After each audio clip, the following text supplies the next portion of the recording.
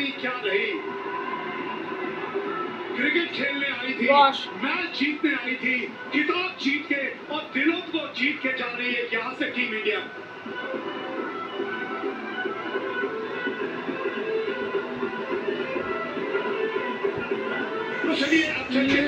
গায়ে শিহরণ জাগছে না? ইন্ডিয়ার এই এশিয়া কাপের ফাইনালে এবং চিরশত্রু দেশকে হারিয়ে দেওয়ার এই যে একটা অনুভূতি, এই কি বলবো। আর সত্যি কথা বলতে এই খেলাটা, এই যে উইনিং মোমেন্টটা, এটা দেখার পরে কিন্তু আমি আমার স্ট্যাটাসেও লাগিয়েছিলাম যে ষষ্ঠীতে মায়ের বোধন আর শত্রুর নিধন। তো নমস্কার, কেমন আছেন সবাই? প্রিয়াঙ্কার নতুন একটা ব্লগে আপনাদের সকলকে স্বাগত জানাই। আশা করছি সবাই খুব ভালো আছেন, আমিও কিন্তু বেশ আছি। আশা করছি ব্লগটা ভালো লাগবে। ভালো লাগলে ভিডিওটা শুরুতেই চ্যানেলটাকে লাইক, কমেন্ট, শেয়ার আর একটা সাবস্ক্রাইব করে রাখার অনুরোধ রইল। তো চলুন আজকের ব্লগটা শুরু করছিলাম কিন্তু ইন্ডিয়ার এশিয়া কাপ জয় নিয়ে, আর সেটা হচ্ছে ষষ্ঠীর দিন রাত। এখন সেটা কন্টিনিউ করছি সপ্তমীর দিন সকাল পর্যন্ত। সকালবেলা ঘুম থেকে উঠে ঘরের কাজই করছিলাম, মানে একটু রান্না বসিয়েছিলাম, কিন্তু হঠাৎ করে রান্না করতে করতে মনটা এদিকে টানলো। রান্নাঘরের জানলা দিয়ে শোনা যাচ্ছে এই পিছন পাড়ার এই মানে দুর্গাপুজোর প্যান্ডেল থেকে পুরোহিতের মন্ত্র উচ্চারণ। তাই স্নান কিন্তু আমার এখন সারা হয়নি, যেন রান্না করছিলাম, ভাবলাম যে না একটু পরের বেলায় স্নান করব। কিন্তু যাই হোক, কোনো রকমের জামাটা, মানে রান্নাটার ওখানেই থামিয়ে দিয়ে নতুন একটা জামা পরে, নতুন জামা বলতে কালকে যেটা পরে গেছিলাম সেই জামাটা পরে কিন্তু এখানে চলে এসেছি পুজো দেখবো বলে। প্রিয়াংশ তো এখনও ঘুমাচ্ছে, আপনারা তো জানেনই আমার মনের সমস্ত ইচ্ছে, বাঁধনহারা ইচ্ছেগুলো আর যত এক্সট্রা কাজ সব আমি এই সময়টাতেই করিও যতক্ষণ ঘুমাই। তো ঘড়িতে কিন্তু অলরেডি 9:25। তা যাই হোক, আমি ওর বাবাকে বলে এসেছি, কারণ নইলে ঘুম থেকে উঠে ও নইলে খুঁজবে, সেই জন্য আর কি বলে এসেছি। তা এসে দেখি বেশ সকাল সকাল মায়ের এই যে পুজো হচ্ছে। তবে যখন কিছুক্ষণ আগে এখানে মানে পুজোয় বসার আগে ওই কলাবউ স্নান করিয়ে ওনারা কিন্তু পুকুর থেকে আমাদের বাড়ির সামনে দিয়ে নিয়ে এলেন। ওই যে গণেশজির পাশে কলাবউ বসানো রয়েছে, একটা সুন্দর মানে ছাপা শাড়ি পরিয়ে একদম লজ্জায় নত হয়ে বসে রয়েছেন কলাবউ। তো তখন আর ক্যামেরাবন্দি করতে পারিনি, জানেন। তখন হচ্ছে ওই জলের বোতলগুলো একটু ভরছিলাম, তাই ওটা ফেলে কী করে সে ভরি। তো চলে এসেছি এখন এখানে দাঁড়িয়ে দাঁড়িয়ে বেশ কিছুক্ষণ একটু পুজো দেখছি। আর সামনের চেয়ারে যে সবুজ রঙের শাড়ি পরা ভদ্রমহিলা বসে রয়েছেন, উনি বেশ একটু বয়স্ক মহিলা। তো দেখলাম যে মানে পুজোতে মেনলি তো অষ্টমীতেই সবাই অঞ্জলি দেয়, আবার কেউ কেউ আবার ছেলে মেয়ের মঙ্গলার্থে কিন্তু ষষ্ঠীটাও উপোস করে থাকেন। কিন্তু সপ্তমীতে তো সেরকমভাবে কাউকে উপোস করে অঞ্জলি দিতে শুনিনি। কিন্তু উনি একান্তই বয়স্ক মহিলা, মানে খুব বয়স না কিন্তু তাও ভালোই বয়স্ক। তো পুজোর কাছে কিন্তু এরকম একেবারে নিষ্ঠাবান একজন মানুষের থাকা খুবই প্রয়োজন, সেই জন্য উনি বসেছিলেন। তাই উনিই দেখুন অঞ্জলি দিচ্ছেন। বাড়িতে এসে পরে রান্নাটা সেরে নিলাম।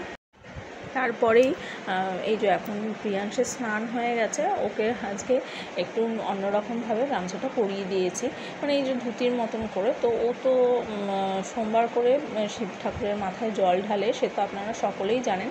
তো সেই জন্য আর কি এখন এসে শিবের মাথায় জল ঢালছে। তো এইসব করতে করতে অ্যাকচুয়ালি চিন্তা করছিলাম যে আজকে সন্ধ্যাবেলা ঠিক কোথায় কোথায় ঠাকুর দেখতে যাওয়া যায়। গতকাল গিয়েছিলাম, গতকাল আশেপাশে কয়েকটা ঠাকুর দেখে চলে এসেছি। আর মানে একদম সামনে আমাদের এই এরিয়াতে প্রচুর পুজো হয়, মানে গলির মোড়ে মোড়ে পুজো। এত ভালো লাগছে, মানে রাস্তায় যখন বেরোচ্ছি চারিদিকের আলোর রোশনায় ওপর থেকে নিচে যেন আলোর বিন্দু চুয়ে চুয়ে পড়ছে। আর এই যে দেখুন সন্ধ্যাবেলা হয়েছে, এখন একটু আপনাদের সঙ্গে বাইরে বেরিয়েছি, চারিদিকটা যেন আলো চুয়ে চুয়ে পড়ছে আর মানুষের উচ্ছ্বাস যেন বাদ ভাঙা।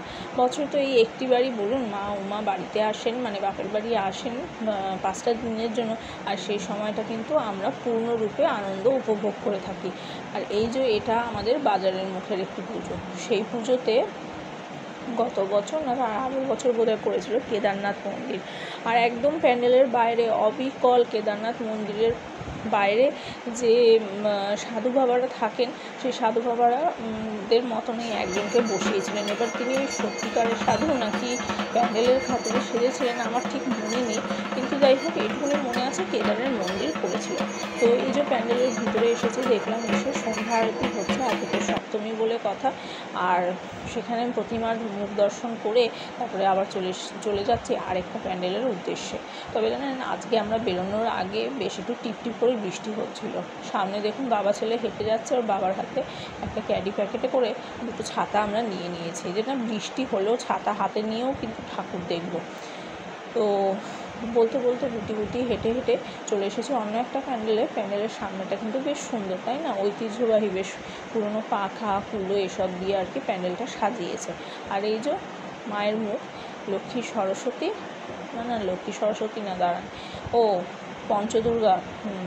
তাই আমি ভাবছি যে একই ফ্রেমে, মানে যখন ফটোটা তুলছিলাম তখন ভাবছিলাম একই ফ্রেমে কেন সমস্তটা আসছে না, এত ছড়ানো ছেটানোভাবে ঠাকুর বসেছে কেন। তারপরে দেখলাম যে না, লক্ষ্মী সরস্বতী মায়ের সঙ্গে একই ফ্রেমে আছে, একই চালার মধ্যেই আছে। আর দুপাশে আরও দুজন, মানে দুজন চারজন দুর্গার রূপ। আর এই পঞ্চদুর্গা দেখতে দেখতেই কিন্তু হঠাৎ করে চোখ পড়লো যে এই ঢাকি ভাইদের বাজনা বাজানোর দিকে। তারপরে চোখ পড়লো তাদের জামার পিছন দিকটায় কী লেখা, সেই পঞ্চদুর্গাই লেখা। তো এই রাস্তাটা হচ্ছে, আপনারা মনে করতে পারছেন কি না আমি জানি না, এটা হচ্ছে প্রিয়াংশ যে স্কুলে আগে পড়তো, এই যে তার গার্লসটা, আর ওই যে বয়েজটা, এই যে বয়েজ স্কুলটা মনে পড়ছে আপনাদের। তো যাই হোক, এই স্কুলটা এখন ছেড়েও অন্য স্কুলে গেছে। আর দেখেছেন রাস্তায় কি সুন্দর, মানে যে ফুলগুলি রাতে ফোটে, ওই যে কলকে, হলুদ কলকেগুলো। আর আরেকটা হচ্ছে মাধবীলতা গাছ। সেদিনকে আমি কিছুতেই আমাদের পাশের বাড়ির গাছটা দেখে মনে করতে পারছিলাম না মাধবীলতার নামটা, এই এখন মনে পড়লো হুশ করে। তো ফুলগুলো এত অপূর্ব লাগছে। আর এই পুকুরটার কথা আমার বিশেষভাবে মনে আছে, কারণ এই পুকুরে দাঁড়িয়ে আমি, মানে পুকুরের ধারে দাঁড়িয়ে আমি প্রিয়াংশকে পুকুরে জলে ঢিল মারা পর্যন্ত শিখিয়েছি। সেটাতেও যে একটা আনন্দ, একটা ভিতর থেকে একটা প্রাকৃতিক আনন্দ পাওয়া যায়, মানে জলটা যে ছলকে ওঠে, এই সমস্ত জিনিস, তারপরে থ্রো করা, এই সমস্ত জিনিসের জন্যই আর কি ঢিল মারতে শেখানো। তো চলুন, কথা বলতে বলতে ওই স্কুলের পাড়ার যে পুজোটি হয় তার প্যান্ডেলের ভিতরে এসে উপস্থিত হয়েছি।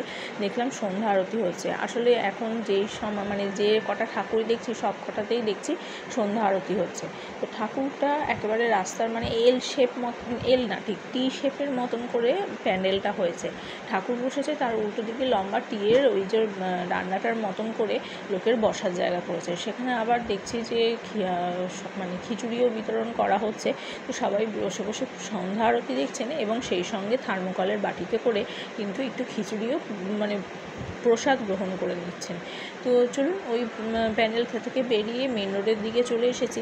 আমাদের বাড়ির কাছে একটা ঠাকুরগুলোই প্রতি বছরই দেখে শেষ করতে পারি না। এই এরিয়াতে যে এত পুজো হয়, দেখুন গলির মোড়ে মোড়ে ঠাকুর, এত ভালো লাগছে। প্রত্যেকটা গলির মোড়ে কী সুন্দর গেট করে এদিক ওদিক করে সাজানো রয়েছে, কোনোটাতে আবার সুন্দর করে লাইটের পাইপ ঝোলানো, কোনোটাতে আবার অদ্ভুত সব লাইটের রঙিন খেলা। তো গুটি গুটি পায়ে আবার একটা প্যান্ডেলের সামনে চলে এসেছি। এই প্যান্ডেলটা মানে অন্যরকম। চলুন দেখি ভিতরটা ঢুকে, মানে কীরকম বলুন তো ভাইবসটা আসছে। যে আমি যখন ভিডিও করছি, ভিডিও করতে করতে এই যে গাছ বাঁচাও প্রাণ বাঁচাও ওপরে লেখা, মানে এখানে বোধহয় মানে ওই বৃক্ষরোপণ বা গাছের যে আমাদের জীবনে কতটা প্রয়োজন সেই ব্যাপারটাকে আর কি আনার চেষ্টা করেছে। একটা মানে কী বল, ফরেস্টের পরিবেশ, আর এখানে আশেপাশে প্রচুর পাখি ডাকছে। আর এই দেখুন মানে সমস্ত আর্টিফিশিয়াল পাতালতার মধ্যে আবার ওই যে বাচ্চারা ছোটোবেলায় আমরা খেলতাম না ছোটো ছোটো প্লাস্টিকের পাখি, এই যে টিয়াগুলো নিয়েও আমরা খেলেছি, সেই ছোটো ছোটো প্লাস্টিকের পাখিগুলো বসিয়ে বসিয়ে কিন্তু সুন্দর করে সাজিয়েছে। মানে বৃক্ষরোপণ, এটাই হচ্ছে কনসেপ্ট। গাছ থাকলে আমরাও থাকবো। এই যে দেখুন গভীর জঙ্গলে গহীনতার মধ্যে মা দুর্গা বসে আছেন তার ছানাপোনাদের নিয়ে। তো চলুন বেরিয়ে এসেছি। আমাদের বাড়ির কাছে একটা বেশ ভালো কিন্তু প্যান্টালুন্স হয়েছে, ওই যে দেখালাম। এই যে এখন কিন্তু প্যান্টালুন্স পেরিয়ে রাস্তা উল্টো দিকে আরেকটা ঠাকুরের মণ্ডপের দিকে এগিয়ে যাচ্ছি। এখানে এই জায়গাটাকে বলে গান্ধী মাঠ। গান্ধী মাঠের কারণ, গান্ধী মাঠ কেন সেটার কারণটা আমি দেখাচ্ছি। তো এই যে চলে এসেছি মণ্ডপের কাছাকাছি, আগে ঠাকুরটা দেখিয়ে নিই, তারপরে গান্ধী মাঠ কেন সেটার বিশেষ তাৎপর্য আছে সেটা বোঝাচ্ছি। দাঁড়ান, ক্যামেরা করতে করতে আবার কিন্তু ফুট স্টেপের দিকেও মানে নিজের পায়ের দিকেও লক্ষ্য রাখতে হচ্ছে। এই যে এত অন্ধকার, মানে অন্ধকার একটা অ্যাটায়ার, তার মধ্যে লাইটের খেলা, তার মধ্যে প্রতিমা দর্শন।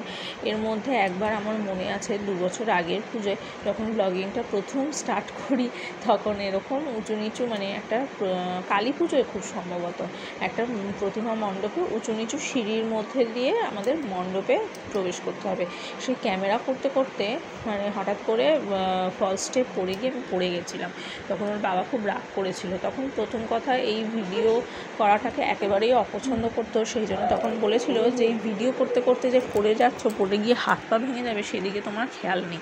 তো ওই জন্য নিচের দিকে তাকিয়ে, মানে ক্যামেরা তাক করা প্যান্ডেলের দিকে কিন্তু নিচের দিকে কিন্তু তাকিয়ে রয়েছে। তো এই দেখুন এখানে হচ্ছে যত পুরনো মানে বাংলা হরফগুলো অ আ ক খ এইসব, আর এই যে ফ্রেম করে এগুলো লাগানো, এগুলো কী বলুন তো, ঢুকতে তো দেখালাম পুরনো অমৃতবাজার পত্রিকা, যুগান্ত পত্রিকা, আনন্দবাজারের পুরনো এডিশন, মানে গান্ধীজির সময়কার যত পত্রিকা, সেই সময়ের এই যে স্বাধীনতা সংগ্রামী যত মানুষ, তাদের কীর্তিকলা, তাদের মধ্যে কাকে কাকে ব্রিটিশরা জেলে পুরেছিল, কি তাদের মানে ইতিহাসে তাদের অবদান কত, আমাদের দেশ স্বাধীনের মধ্যে অবদান কত, সমস্ত কিছু। আর ওই যে দেখালাম দেয়ালের মধ্যে গান্ধীজির ডান্ডি মার্চ, গান্ধীজির ভারত ছাড়ো আন্দোলন, এই সমস্ত কিছু খোদাই করা রয়েছে। কেন বলুন তো, পাশেই এখানে রয়েছে আর গান্ধী মিউজিয়াম, সেই জন্যই আর কি হয়তো ওদের থিমটাও ওরকমই। তো চলুন ওখান থেকে বেরিয়ে এসে এখানে এসে মানে আলু মাখার গন্ধে আর নিজেকে সামলে রাখতে পারলাম না। তো প্রিয়াংশের বাবাকে বললাম যে চলো আর ফুচকাওয়ালার বাজ বিচার করে লাভ নেই, এখানে দাঁড়িয়ে একটু ফুচকা খেয়ে নিই। মানে ফুচকাওয়ালার বাজ বিচার বলতে কি বলুন তো, আমাদের পাড়ার মুখে একটা বিশেষ ফুচকাওয়ালা, মানে তার মাখাটা ওর খুব পছন্দ, তো ওর কাছ থেকেই খেতে বেশি ভালোবাসে যেহেতু পাড়ার মুখে। ওই জন্য আমি বললাম যে না, ওখানটায় বড্ড ভিড়, তো চলো এখানে একটু ফাঁকা আছে, এখানেই দাদুর কাছে খেয়ে নিই। তারপরে ফুচকা খেয়ে কিন্তু তারপরে আমরা চলে এসেছি আরেকটা প্যান্ডেলে। তো এই যে মানে লাল আবহ, আর থিমটা আমার এখন এই মুহূর্তে ঠিক মনে পড়ছে না, তবে এই যে মানে সমস্ত কিছুটাই বৈদিক মন্ত্র টাইপের, বৈদিক মন্ত্র না, ও সরি, বেনারস ঘাট করেছে, দশাশ্বমেধ ঘাট, এইসব নাম দেখেই বুঝতে পারলাম। আর চারিদিকে একটা শিব ঠাকুরের আবহ, মানে একটা পবিত্র হোলিস্টিক অ্যাটায়ার, আর মানে ওই বেনারস ঘাট ওটা করেছে। তারপরে যাই হোক ওখান থেকে সুন্দর মানে দেখে বেরিয়ে আসলাম। আর এইখানে মানে যত ওই যে বলছিলাম না যে আলোর রোশনাই, তার মধ্যেও যে অপূর্ব সব সাজসজ্জা, মানে এখানে দেখুন ছোটো ছোটো ছাতা, আজকাল তো যারা ক্যামেরাম্যান তাদেরও নানান রকম ভিডিওগ্রাফির জন্য ছাতা ব্যবহার করতেই লাগে, তো সেরকমই ছোটো ছোটো ছাতা, তার মধ্যে লাইট ঝুলিয়ে দিয়েছে, মানে গলির মুখটা এত অপূর্ব লাগছে। এখানে আবার করেছে ওই যে দূর থেকে দেখা যাচ্ছে দেখুন দীঘার জগন্নাথ ধাম। তো এই যে, তো এখানে ঢুকতেই আবহে ভেসে আসছে পদ্মনাভ স্বামীর নানান রকম বৈদিক মন্ত্র। এই যে ঢুকতেই বলরাম, সুভদ্রা আর জগন্নাথ দেব, আর একদিকে শায়িত রয়েছেন পদ্মনাভ বিষ্ণু, তার মানে নাভি থেকে যে পদ্ম বেরিয়েছে সেই পদ্মের ওপর বসে আছেন ব্রহ্মা, আর তার পাশে স্বয়ং মা লক্ষ্মী দেবী। চারিদিকে মানে জগন্নাথ দেবের নানান রকম প্রতিচ্ছবি দিয়ে সুন্দর করে সাজিয়েছেন। আমি জানি না, দীঘার মন্দিরে এখনও আমি যাইনি, কিন্তু হয়তো এর ভিতরটা এরকমই, তবে খুব ভালো লাগছে। এদিক ওদিক যেদিকেই তাকাচ্ছি জগন্নাথ, বলরাম, সুভদ্রা দেবের প্রতিচ্ছবি, প্রত্যেকটা ছবি খুব ভালো লাগলো, আমার মনকে খুব আকর্ষণ করলো। আর এই যে মূল মানে প্যান্ডেলে চলে এসেছি, ওই চোখটা দেখুন জগন্নাথ দেবের, ওরে বাবা জল করছে, দেখে প্রথমে একটু ভীতিরও সঞ্চার হলো, তারপরে ভাবলাম যে না জগন্নাথ দেবের ছবি। তা যাই হোক, এই যে দেখুন চারিদিকটা জগন্নাথ দেবের ছবি, আর এই যে মা দুর্গা এক চালার মধ্যে দাঁড়িয়ে রয়েছেন তার 4টে ছানাপোনা নিয়ে। আর প্যান্ডেল থেকে বেরিয়ে এখানটার দিকে চোখ গেল কিছুর একটা অফিস হবে, তার বাইরেটা এত সুন্দর সাজিয়েছে দেখুন, মানে মানুষের সৌন্দর্য বোধেরও তারিফ করতে হবে। ছোটো ছোটো গাছ লাগিয়েছে টবের মধ্যে, তার মধ্যে টুনি লাইট দিয়ে, আর বিশেষ করে কাগজ ফুলের গাছের মধ্যে যে টুনি লাইটটা লাগানো অপূর্ব লাগছে। আমি একবার বেরিয়ে এগিয়ে গেছিলাম, দাঁড়িয়ে কোল্ড ড্রিঙ্কস খাচ্ছিলাম, তারপরে আবার ফিরে এসে কিন্তু ভিডিওটা করলাম। আর এই যে চলে চলে এসেছি আমাদের একদম পাড়ার ঠাকুর, যেটা আমাদের বাড়ির সামনে, যেটার প্রতিমা আগমনের ভিডিও আমি আপনাদের সঙ্গে শেয়ার করেছি আমার শর্ট ভিডিওর মাধ্যমে। আর এই যে চলুন আস্তে আস্তে নিয়ে যাই মণ্ডপের ভিতরে। প্রথমেই তো দেখলেন বড় এক শিবলিঙ্গ, সেখানে দাঁড়িয়ে বাবা ছেলের একটা ছবি তুলে দিলাম। আর এই দেখুন চারপাশটা খুব সুন্দর, ছোটো ছোটো আরও দুটো শিবলিঙ্গ আছে, একটু এগিয়েই আমি দেখতে পেলাম। চলুন আপনাদেরও সঙ্গে নিয়ে যাচ্ছে, একটু খেয়াল করবেন তাহলেই আপনারা দেখতে পারবেন। তো ভিড় কিন্তু বেশ হয়েছে, মানে প্যান্ডেলটা এত অন্যরকম করেছে, মানে বেশ অন্যরকম, পাড়ার মধ্যে এরকম সেই আনতে যে ভিড় কিন্তু খুব ভালো হয়েছে।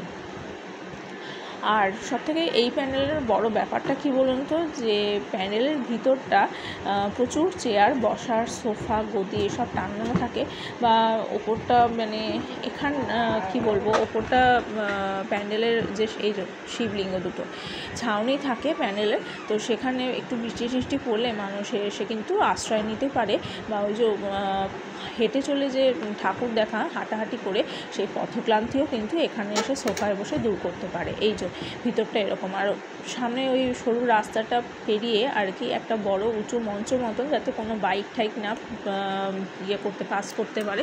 কারণ এখানে ধরুন একদিন খাওয়া দাওয়া হয় একাদশীর দিন, তখন লোকের ভিড় হয়, তার মধ্যে দিয়ে বাইক চলাচল করলে অসুবিধা, লোকের দুর্ঘটনা ঘটে যেতে পারে। চলুন এখানেই সপ্তমীর ব্লগ মানে শেষ করছি।